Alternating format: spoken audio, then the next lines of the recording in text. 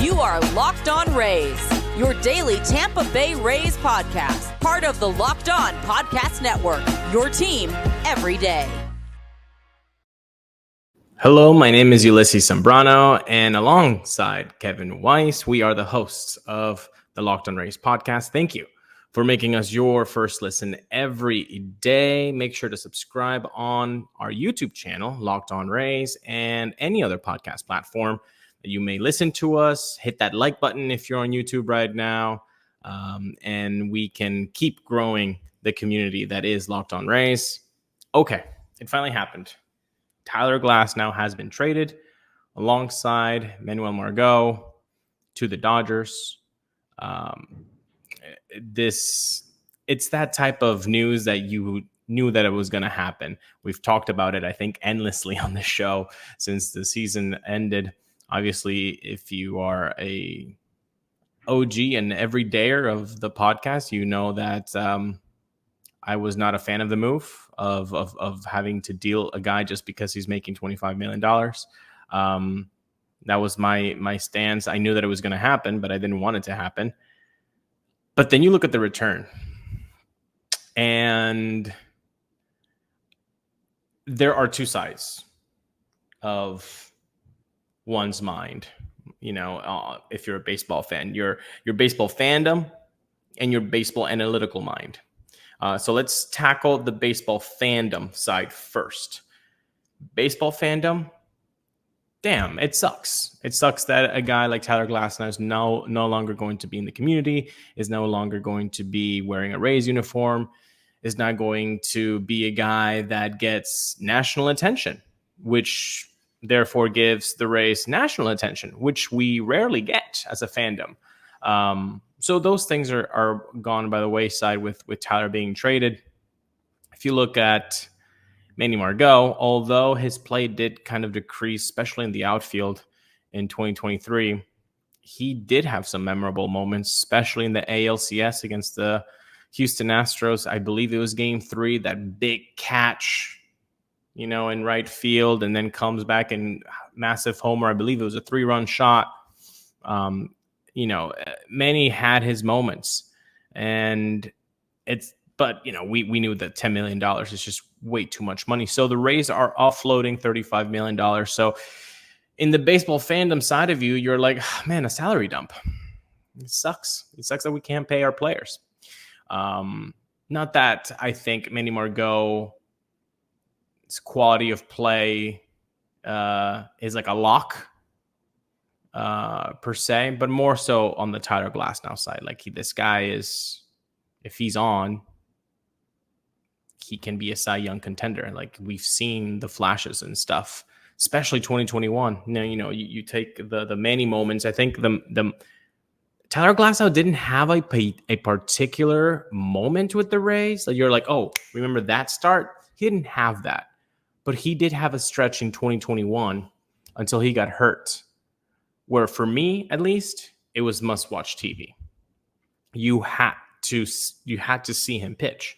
You just had to. In 2021, he was just unbelievable. He was so cool. You know, everything was working for him, and then he got hurt.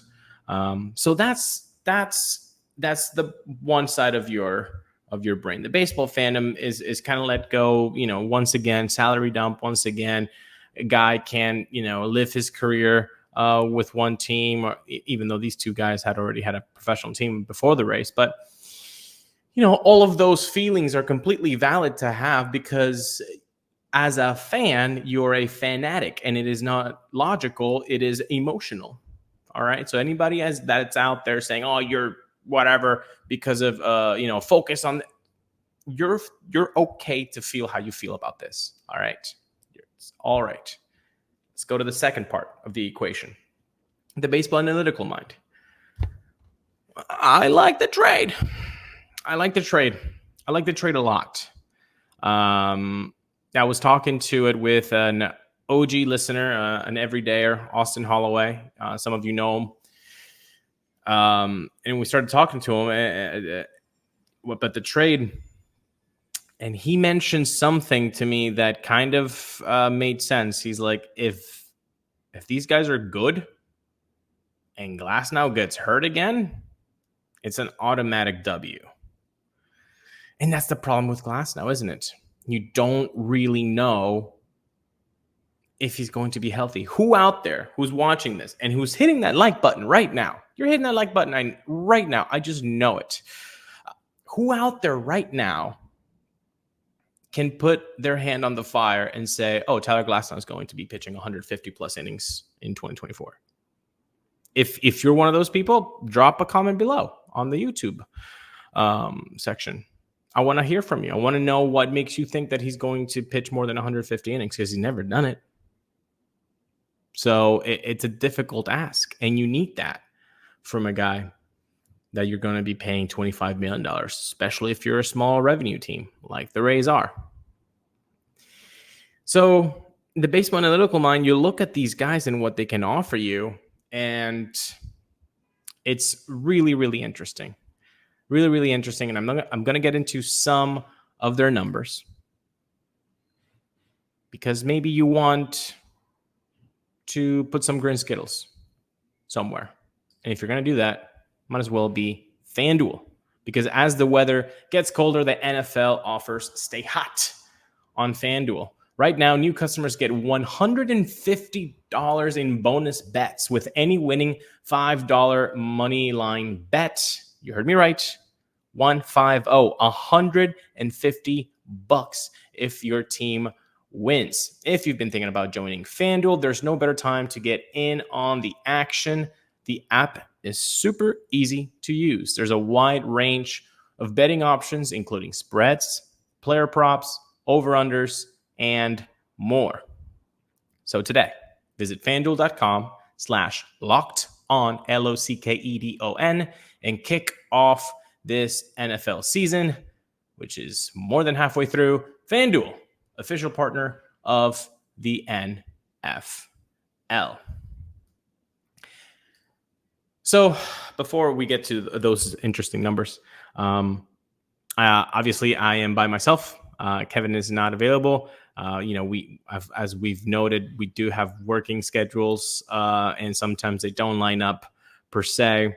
Today, unfortunately, did not line up, but on Monday we will both be on and talk about this a little bit more deeper than I'm doing this today. And obviously the back and forth is much more enjoyable than having a monologue here. But we just had to be on. Obviously you this is a big one and something that we've been expecting for some time.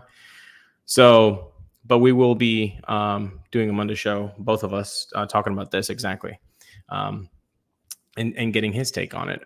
But I talked to you guys about a little numbers that you can find on these guys. So Ryan Pepiot, he did have flashes of really good stuff last year, especially. He has a couple of years of experience, but I believe only 1 year of service time, which can happen, obviously. But he had 42 innings pitched in 2023 with an ERA of 2.14 and a strikeout rate of 24%. But those things are not the ones that grabbed me. What grabbed me was the difference in walk percentages from year to year. This is a guy that in 2022, he had a 17% walk rate. 17%. Like, that's a guy that you're like, oh my goodness, can you just throw it over the plate already? Please. I'd rather see a home run than see another walk. Like, that's the kind of 17% walk rate guy. He became a 3.1% guy, which is essentially like, holy crap, that's a walk? Hadn't seen those in a while from him. Like, that's the turnaround. Unreal. Very, very cool. And that tells you so much from a guy that's so young and is able to adapt himself and change something in his mechanics, that he was able to control and command his pitches a little bit better in the strike zone. Very encouraged by that. And as I'm talking to you guys right now, the left on base percentage, the strand rate, which you guys know, again, if you're an everydayer, I love that stat. Okay. The left on base percentage This dude had a 99.2%. Dang. I mean, I'm pretty sure that's like 99th percentile. Like that's so cool. 100th percentile. 110th percentile. Let's make something up. Very, very cool. Very, very cool. And he just slots in the rotation. Now, worries with this. Well, obviously he did have a shortened season because of injury. But again, pitchers, who's not injured all the time? He's young. He's real young. He's 25. So he's slotting in the rotation that makes Zach Eflin look like Gandalf the Grey when he's barely, not even 30, I think. Eflin is. So it's Taj. You've got Ryan Pepiot, Zach Littell, Savale. I think what grabs me most about this whole trade that I like is that they're MLB ready pieces. I would have been really upset. If you trade Glasnow, you trade Manny Margot, you get the salary dump aspect of it, and then you come back with like, oh, well, we have some pieces that could help in the future. Like, I would have hated that completely. But this is not that. This is like, you're slotting into our rotation. You're going to help us win this year. And I love that. I really, really do. And the other side of this is Jonny Deluca. So Jonny Deluca is an outfielder, has less time in the bigs than Ryan Pepiot. He actually made his debut in 2023 at the age of 24. He played 24 games, and his stat line is not going to wow you in the major leagues. He hit for 262 average, a 740 OPS, a 102 WRC plus. So he had a 0.3 WAR season, couple of homers. So nothing like, oh man, this is great. But when you look at his minor league numbers, this is something that also Austin Holloway told me about. My goodness, this guy just destroyed minor league pitching, and he wasn't afraid to show it. I mean, if you look at numbers from 2022 forward, like high A, double A, and triple A, I mean, his WRC plus was 133, 136, 150, 125. For those that don't remember what WRC plus, at 100 is an average of runs created plus. So, and it's park factors and league factors, it's already all punched in. So if 100 is an average, 99, you're 1 point below average, 101, you're 1 point above average. So this guy, 133, 33% over average, 136, 150, 125. Very, very impressive stuff. And Rays Metrics on Twitter, and if you guys haven't followed Rays Metrics, pretty great stuff from him. Minor leaguers since the start of 2022 who both have a K rate below 19%, awesome, and a slugging over 550. So you have a ton of pop and you don't strike out a lot. Number 1, Junior Caminero. That's awesome. 151 WRC plus. Who's number 2 on the list? You guessed it, folk in the back, Jonny Deluca at 135 WRC plus. By the way, that's a minimum of 600 plate appearances in that time span. So he's an athletic outfielder. If you haven't seen highlights from him, I 100% suggest you to do that. Diving catches, home run saving catches, just the sprint speed, the jump, very dynamic player. I don't think he's going to be putting up 130 WRC plus seasons with the Rays. I don't think so. If he gives us one like that, boom, that's a plus. But you're just looking for an improvement over Manny Margot. And if he can show some of it that he has in the minor leagues and some of it in the majors, this is a W already. This is a W because you have him for control. He gives you a little bit more payroll flexibility, hopefully. The parentheses. Those who are clapping because the Rays just saved $35 million, What, you think they're going to spend $35 million again into the team? Be serious now. That's not happening. That's all just money that Stu and company did not want to pay. So now that's going into their pockets. They're not going to be putting $35 million back onto the payroll people. That's not what's happening. And if you think that, I just disagree wholeheartedly here. I don't believe there's $35 million coming into the payroll once again. But with this, what it does allow you to do is hopefully in the future give you a little bit more flexibility. So Jonny Deluca, I mean, he's great. If you haven't followed him on Instagram, he does have an active account. Dude looks like a model. So, you trade a model for Tyler Glasnow, and then you get another male model in Jonny Deluca. So that's cool.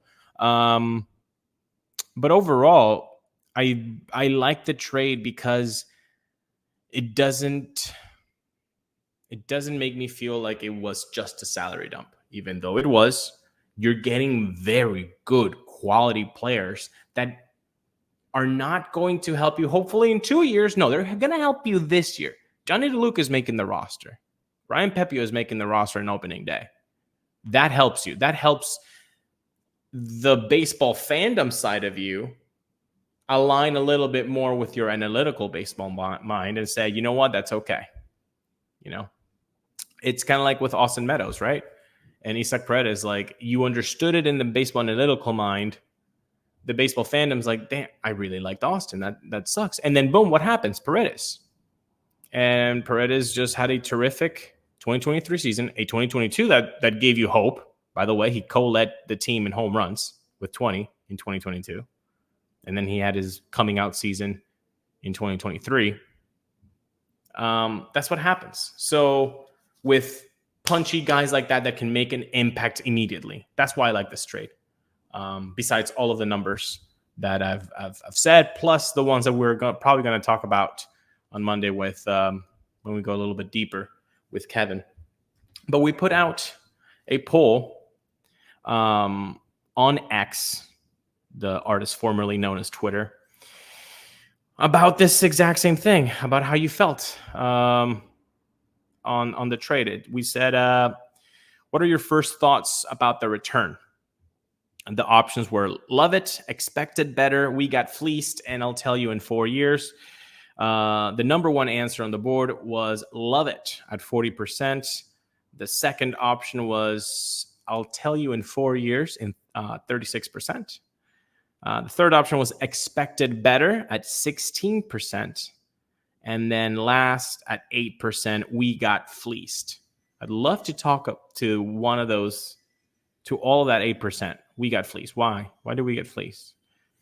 And the 36%, the number two option, I'll tell you in 4 years. I put that on the poll just to be cheeky. I guess you guys are as cheeky as I am. All right. I'm saying it's cheeky because you could say that about every trade, couldn't you? I'll tell you in 4 years. Let's see what happens, So because it's true, you can't really say, even though we love saying that, oh, this team won that trade as soon as it happened, which is silly. If you had said that about the Austin Meadows trade, how many people would have said that, Paredes was going to do what he did? Not a lot of people. I don't think zero amount of people.